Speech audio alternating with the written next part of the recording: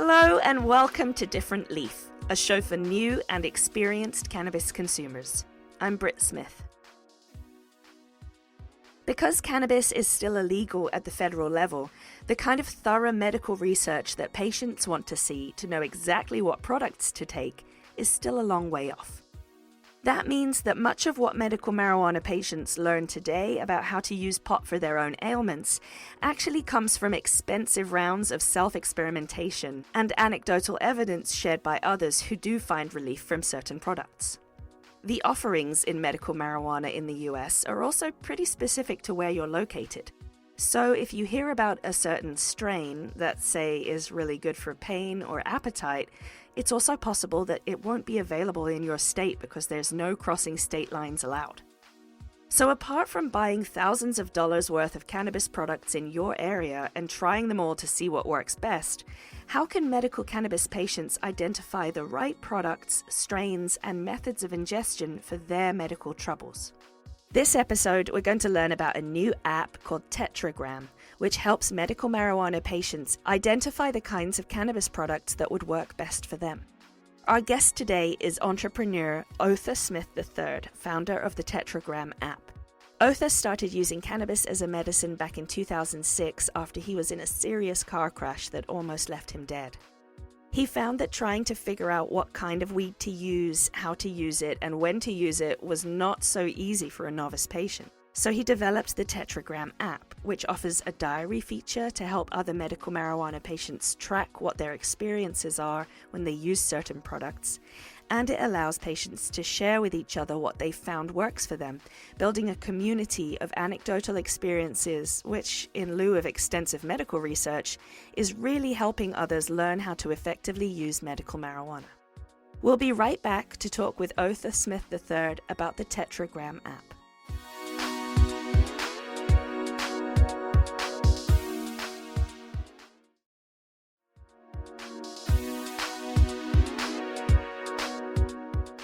Where are you from? I'm from London. Okay, very cool. Straight out of South London. But I've been in the US for like 16 years and actually just got my citizenship last week. Oh, congratulations. Thank you very much. Thank you. Proud American citizen. It's sort of like getting a ticket to the Titanic, though, you know. What about you? Where are you from? I live in Maryland, so right outside of Washington, D.C. Yeah, born and raised in Maryland, so I probably won't live here ultimately, but we'll probably die here, for sure. So you've always been sort of in an industrial side of things. Where did the inspiration for the Tetragram app come from? Came from my own personal journey. So, I've always been a fan of cannabis ever since I was like 15. The area that I grew up in is actually very notorious for growing cannabis because it's a very rural area. So I grew up on 3.5 acres of land. My neighbor behind me who had like 400 acres. So a lot of space to grow cannabis. And did they grow it out there? Absolutely. And years later, they got caught. Wow. But in 2006, I was involved in a car accident that changed my life forever. I fell asleep at the wheel, was ejected from the car, and pretty much pronounced dead on the scene. Luckily for me, I had a good friend that was going to school at Johns Hopkins to become a doctor, which she is today. And so she ran to my aid until the helicopter arrived. Once I was released from the hospital, I was just prescribed a trash bag full of different opioids in order to manage my pain because I have a beautiful scar right here and then a very 6-inch scar on the top of my head because I suffered a TBI, traumatic brain injury. And so prior to that car accident, I've never been one to use pills or for anything. And so I knew this wasn't a life I wanted to live. So after 3 years of using prescription pills, I just cut it all out cold turkey, probably the toughest thing I did in my life, and put all my faith into cannabis. Wow, that is incredible. At the time, I imagine it was still illegal, just legacy market stuff. How did you dose yourself at the time? How did you find the right medication for yourself back then? I really didn't, because by being such a legacy market, I just knew that cannabis made me feel a lot better, no side effects as opposed to the prescription pills I was on. So I was just utilizing whatever I could get my hands on, given that, I had a network of people who were in the legacy market just from where I grew up. But once it became legal at the state level, that's when I realized when I thought I knew a lot about cannabis, I really didn't know anything at all. because different terminologies such as terpenes and cannabinoids and the endocannabinoid system, you just don't hear about that in the legacy market. So that's when I realized there's a big gap for us as consumers, and took the initiative to create Tetragram to try to fill that void. That is crazy. So what kind of ailments were you treating yourself for after that crash? That must have been a really long recovery. Absolutely. I mean, it took years to recover. My face was completely swollen.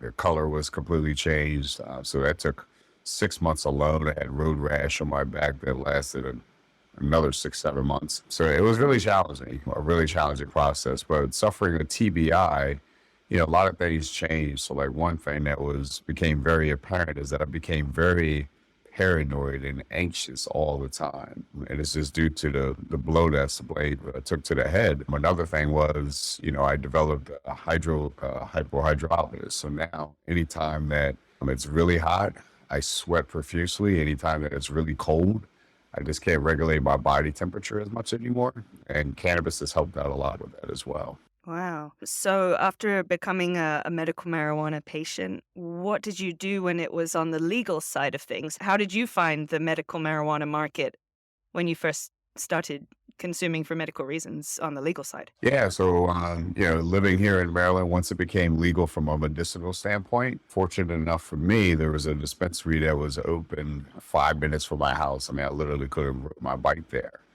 And when I went in there, I was just blown away with all these different consumption methods. Like we talked about, different terpenes and cannabinoids. And as I started making contact with other patients, but luckily here in Maryland, every dispensary has to have a clinical director on standby. Hmm. And so that clinical director really opened up my eyes to the benefit of, these different terpenes and cannabinoids to pay attention to. More importantly, the importance of documenting my use, because, given that there's a sea of products out there to choose from, there's no way I'm going to be able to keep track of what worked and what didn't and what it consisted of. And I saw the benefit in documenting, because if we look at anything in life, people document their food intake, people document their workout routines. And so I knew there was a huge benefit in cannabis to document your use, because as a consumer, by cannabis being federally illegal, there's not much data that we can utilize in order to understand the potential impact of these products. Yeah, there's a big gap in data. There's obviously a big gap in research because it's still illegal at the federal level. And that means that across the board, from state to state even, we're going to have sort of different strains available because we can't ship across state lines. Research is going to be on the lesser side. So there's a lot of misinformation out there for medical marijuana patients. There's also, I found when I was a medical marijuana user in California, there were some really pushy bud tenders that just had their favorite thing that they wanted me to try. And it was just not really a reliable source of information about like really what would work for me and what would help me. And like you said, with the discovery of different terpenes and what they do, terpenes being one of the molecules that the cannabis plant creates, and it sort of gives the plant its smell. And different terpenes will now, we know, do different things for medical uses. So I think that it's been helpful for me as well as a user. I've been using the Tetragram app, and it's been useful for me throughout the day to see, like, on the side of my legal weed, I can see I have limonene in it or I have caraphyllene in it, and then I can write down my experience with that. Before I would write it down, I really wasn't that conscious of what I was feeling. I would just smoke some weed, and I'd either sort of analyze that I would be, like, sleepy or active. But being able to write it down lets you break it down further and understand, I think, sort of what you're taking and really what it makes you feel. For me, it's made me like more of a conscious consumer. What sort of feedback have you been getting from users of the app? Very similar to the feedback that you've been provided. First of all, I want to thank you for downloading it and utilizing it. And so that's the feedback we've been getting. Like one story that I'll never forget that's pretty much been branded into memory is when I did a pop-up event at a dispensary in Pasadena, Maryland, Oceanside Dispensary. And this woman came up to me. She was middle-aged, but she told me, she didn't even tell me. She actually hugged me And I was like, whoa, what's going on here? And she was just like, I just want to thank you so much for building this platform. And she shared with me very personal information. She had been in a marriage for 40 plus years. Her husband was an alcoholic and he was physically and mentally abusive to her. And so she used cannabis in order to get him to stop drinking. But it was a process of trying various forms of product. He didn't like smoking. He didn't like topicals. And they found through documenting their use through Tetragram that they found that edibles was the thing that he really liked and got the most success with. And she just said, we could have spent hundreds, if not thousands of dollars trying to really dial it in to find out what product worked best. But using your app made it easy for us to reflect back on products that he used, the experience he had with them in order to hit that sweet spot a lot sooner. And so she was crying, I was crying. It was just one of those personal moments that, just makes you feel really rewarding for what you're doing. Because, this is the first time in my life I'm actually built something that is really improving the person's life. And that's Yeah, huge. I think that's amazing when technology can step in and help us figure out how to better take control of our own health and wellness. That's a really powerful tool. So, not only is it a diary where medical users can document what products they're trying and what's in those products and then how they're feeling with those products so that they can see their own process through the medicines. There was also sort of a sharing platform element to the Tetragram app. What was the thinking behind the sharing portion of it? Well, I think that's one of the reasons Tetragram has been so successful because, we live by the slogan that Tetragram was built by patients for patients. And so I say this, and it's probably a broken record, but, cannabis is probably the most communal plant in the world where people have always been sharing it with each other, sharing their experiences or just sharing the medicine. And so we definitely wanted to foster that in Tetragram by giving people the ability to do that completely anonymously, because we do know that there's still a stigma out there. But let's think about how powerful that can be where if I'm new to cannabis or I've been using cannabis, in the 70s or 60s, but now it's a whole new world, let me Mhm. drill into that review section and say, all right, I got PTSD, for example, and see what other people have been utilizing in order to find success there. So it's something that really creates that organic community. We can all just learn from each other until there's more research opportunities that can provide this information to the public. Yeah, it's a really good way to get all of what we've got at the moment is anecdotal evidence of what people report they're feeling and experiencing with certain strains. And that really is sort of what we have to go on when it comes to figuring out medical marijuana as medical marijuana users. I just wondered sort of if you had any reservations about allowing the community sharing option because there's so many differences in strains across the US. Like, I read up on some of the strains that would be perfect for anxiety, but there are none of those in my area. They're all over on the West Coast. So, like, how does the community sharing really help in my area? Man, so that's a great question. So that's why I'm so excited to announce that we'll be releasing version 2, our flagship version, in Q1 of next year. Because the current version that we have out there, a lot of people don't know this, but we built that relatively quickly. I mean, it's just our beta version. So now that we've Mm. shown proof of concept and shown that people like documenting their use, which we know they would, now we're really working on that flagship model. And so with that being said, with version 2, people will actually be able to drill into that community to find products that are in their area so that as they're looking at reviews on our beta version, they're like, oh man, this sounds like a great product, but I can't find it here. So we really want to put filters, we're putting filters in place so that you can drill it down to where you're located and find those products. Because, at the end of the day, I don't care about a strain name. I don't care about a packaged product. I really want to know what are those terpenes, what are those cannabinoids in conjunction with the delivery method associated. That's how you really find true data to find the benefits of cannabis. Yeah, we are sort of in the early stages, I'd say, of reliable research in the US.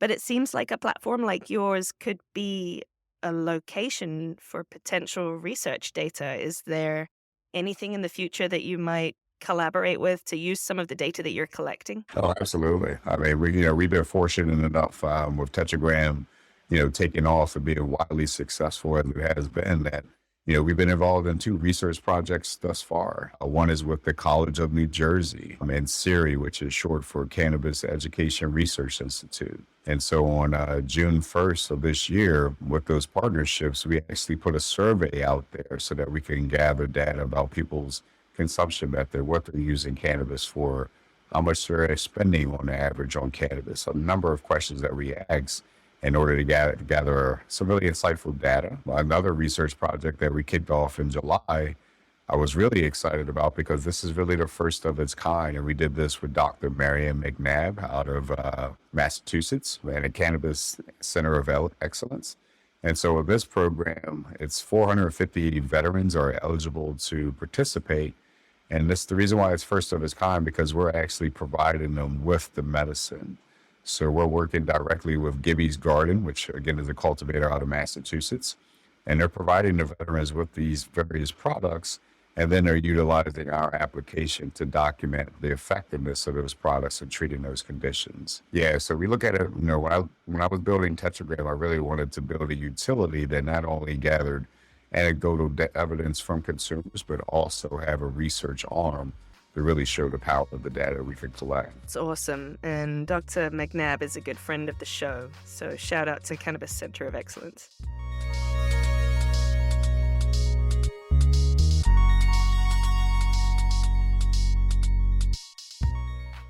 Let's talk about the kind of folks that are using the app and what you're finding out.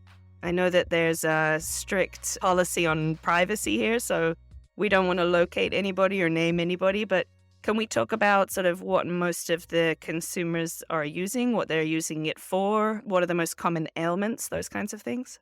Sure. Yeah, because Tetragram is HIPAA compliant. We don't ask for a person's first or last name, never will. In version 2, we're starting to ask for demographic data so we can get more granular in terms of age groups, gender, and so forth. But the data that we're looking at right now is really fascinating. The number one reason people are utilizing cannabis through Tetragram is for anxiety, which it's no surprise, right? With COVID and everything else that's going on, I can see why anxiety is number one. Quickly followed up with insomnia, like sleep disorder, and this pain in general, whether that be chronic pain, joint pain, various forms of pain. Those are the top three. And then when we look at consumption methods, flower is still dominant and is number one. Wow. Yeah, edibles and vapes are round out the top three. A majority of people, when they consume, it either falls from, when it comes from flower, it either comes from either a joint or a bong seems to be the most utilized devices for consuming.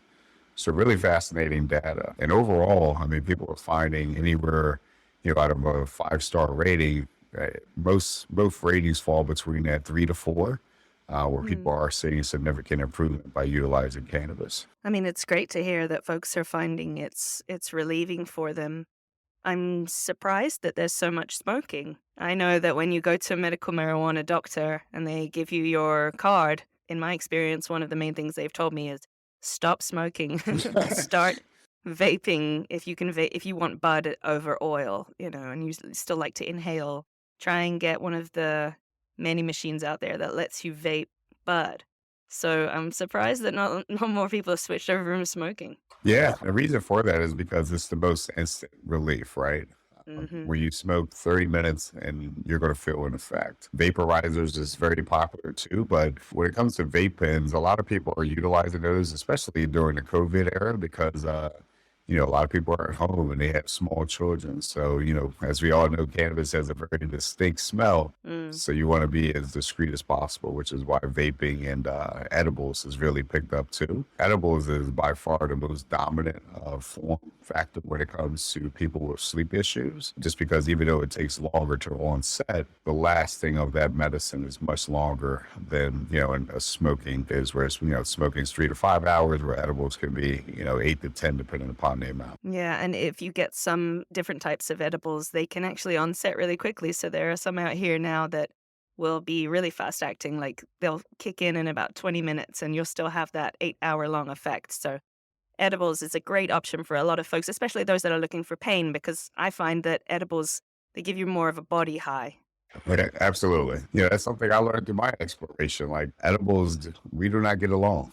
Like we just do not get along at all. Yeah. People who know me know I run 100 miles an hour, and when it comes to edibles, it just takes every bit of ambition out of me. And I'm very groggy the next morning, regardless of how much or how little I take. So, again, it's Yeah. all about understanding what works best for you. For me, edibles, it takes a lot of THC for me to feel it at all. Like I can take a 5 milligram gummy and I will feel absolutely nothing. I've taken 50 milligrams and I felt nothing. I haven't kept trying to up that because I just don't want to ruin my tolerance. But, something like the Tetragram app might help me figure out at some point, maybe I will feel something from an edible, fingers crossed, and I'll be able to, like, see my documentation, like, "Nope, it wasn't 20, it wasn't 50, maybe it's 75 milligrams, but I'll keep going until I feel it one day." Yeah, I mean, one of the things that's interesting is that people with Crohn's disease tend to have zero, edibles have zero effect on them sometimes. Really? The reason being is because, their GI tract, right? There's an issue there. And so they're not able to absorb that THC content like someone else would. Oh, People with gallbladder issues, if their body isn't producing the right amount of bile to break down the enzymes, then their consumption of, they can eat 1,000 milligrams and, not be feathered at all. And so, dude, that's what's up with me. I had my gallbladder out when I was 26. I had gallstones like an old lady at 26. I had that thing taken out. wow, That's what's going on. that's what it is. So you probably can eat 1,000 milligrams and you're not going to feel anything or very little. I wonder if I can, like, enter a competition and win something for that, 'cause As long as you I don't could eat somebody under the table. yeah, exactly. You might have a chance there now, but and that's Wow, what's that fascinating, right? When we look yeah. at this data, like, wow, people with Crohn's, edibles don't do anything for them. That's really interesting. There's a lot of data that you guys can see here. What kind of barriers have you found to sort of getting that education out to the consumers? It's a mixed bag. So when it comes to, what I call our evangelists, right? People who are promoting Tetragram on our behalf, when we talk to medical professionals, whether those are nurses, doctors, there's anyone who has that clinical background, they're all on board and excited about Tetragram because they're like, finally, there's technology that makes it easier for my patients to document their use instead of writing it down. Yeah. When it comes to the dispensaries, that can be a mixed bag and it's unfortunate because they have the most intimate relationship with the customer as similar to a doctor, but even more so because they're the ones who are customer facing with the products that people are looking to buy. And so it's been unfortunate that some dispensaries have been like, oh yeah, this is great. It shows that we're patient focused. We're all about providing tools to our customers. And then you have some dispensaries that they just want to sell product and they just view cannabis as another commodity similar to alcohol and tobacco, as opposed to true medicine, which is why, we built this framework across the country where it has become legal. It's all because of the medical benefits. And so that's disappointing to see that certain, dispensaries are just, they don't want to play that game. Yeah, I have a feeling that some of the legacy market folks who like to come into the medical marijuana market because they care a lot about cannabis and they love cannabis, they get the jobs in the industry and then there's quick turnover. A lot of the time it's because they want to talk about their experiences, which are so valid, but in a medical marijuana setting, there's different expectations from the bud tenders. I know when I first became a medical marijuana card holder, I was out in California, and every time I'd go to a different dispensary, somebody would tell me something different and they'd give me different advice based on their own experience. And it wasn't until I went through trying lots of different products and lots of different methods of ingestion could I really find something that worked for me. It ended up not being anything that any of them had recommended to me. It wasn't because they had any ill will or they didn't know what they were talking about. They knew a lot about what they were talking about, but it just is different for individual bodies. So I think that individual research that you can do by yourself as a patient, that's really empowering. It's really important. Yeah, I mean, that's the ultimate goal, right? Of why I built this company is really to be that utility in the industry so that, if we look at a dispensary, for example, instead of having, you go to 5 different dispensaries, you get 5 different recommendations. Well, moving forward, utilizing our aggregate data that we collect anonymously, next time someone goes into a dispensary, or each 5 of those dispensaries, they're provided with the same consultation, because they're saying, hey, Otha, what brings you in today? Oh, you're suffering from anxiety. Let's look at what Tetragram users have reported. And so, hey, 5,000 people have said that this product has been very effective for treating anxiety. And this is the reason why: these terpenes, these cannabinoids. So the more we can empower those dispensary agents, the better off the entire public will be. And then furthermore, as we look at, various brands and wholesalers, instead of them having, making these false claims saying, hey, my product is good for fibromyalgia, let's say, all right, well, 10,000 people have reported our product working very effectively for fibromyalgia, and that changes everything. So, really an educational tool that can just stand this industry up, instead of, what I fear, going down the wrong channel right now. I think that that's a really interesting way of looking at it. What do you think we're going to see in the future for medical marijuana patient access? What do you think Tetragram might start to evolve into? What are your plans for the future?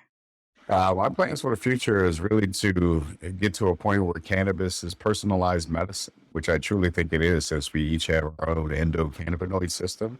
We'll start to look at all this data over time and say, all right, certain people of this age group, of, this ethnicity and so forth, are going to be more susceptible, have more success with X, Y, and Z terpenes and cannabinoids. I do think we can get there.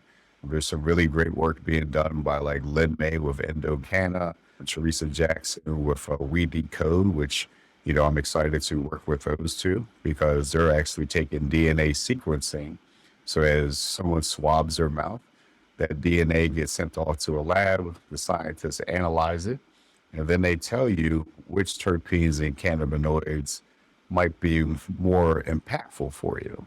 And I think that being tied with Tetragram, you could just really imagine taking that DNA sequence, getting that report back, utilizing that information to shop, and then reporting your use on Tetragram. And then we can really dial it in for you. Even furthermore, in version 2, at some point, we will incorporate like AI machine learning, so that once we get a global amount of data, we can start to tell people like, hey, well, you rated these products working well for X, Y, and Z.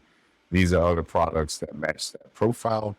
So let's at least start there. But, at the end of the day, in order for this industry, for us to be ultimately successful, the first thing that needs to happen is there needs to be standardization across the country when it comes to not only the performance of a lab and what they're testing for, but also making that information readily available to the consumer, which is something that just gets me fired up more than anything. Because, if you think about it, right, if I said, hey, I'm gonna cook dinner for you and you tell me you have certain food allergies. I'm like, okay, got it. I go to the store.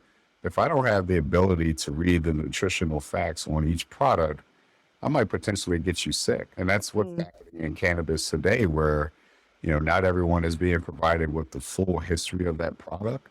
And so they're consuming products that could potentially have negative side effects. And so that's the first thing that we need to solve, is making this information readily available to everyone. I love a problem solver, and I love a problem solver in the cannabis industry. So we really appreciate your innovation here. I'm excited to see what works for me. Try different products. Feel a little more empowered to take my own health into my own hands, and that's because of technology like your app. So thank you so much for being here, Otha, and thank you for talking to us about Tetragram. No, thank you for having me, and please follow us on Instagram at the Tetragram app to stay up to date when we release version 2. It's going to be an exciting time. Awesome. I will be keeping up to date, that's for sure.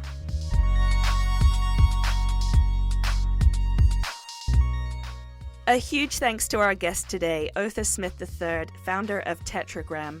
Make sure to download the app and see what medical marijuana works best for you. Next week, we'll be talking about cannabis and drink mixology with Warren Bobrow. I love just using brown spirits, because when you're doing an infusion, the color is greenish yellow and it doesn't look palatable. If you're doing gin or vodka, it doesn't look good in the glass. So a dark rum or some type of spirit. Mezcal, probably not, because again, it's going to, even though those smoky flavors are great, but then I would recommend someone to use like an Islay Scotch whiskey. Be sure to like and subscribe to the show wherever you're listening right now, and you can follow us on social media at Different Leaf and at Different_Leaf, and I'm on social media at Brit the British. Make sure you check out differentleaf.com for all the issues of our beautiful magazine, and go to xdifferentleaf.com to get signed up for our cool new merch line. That's differentleaf.com and xdifferentleaf.com.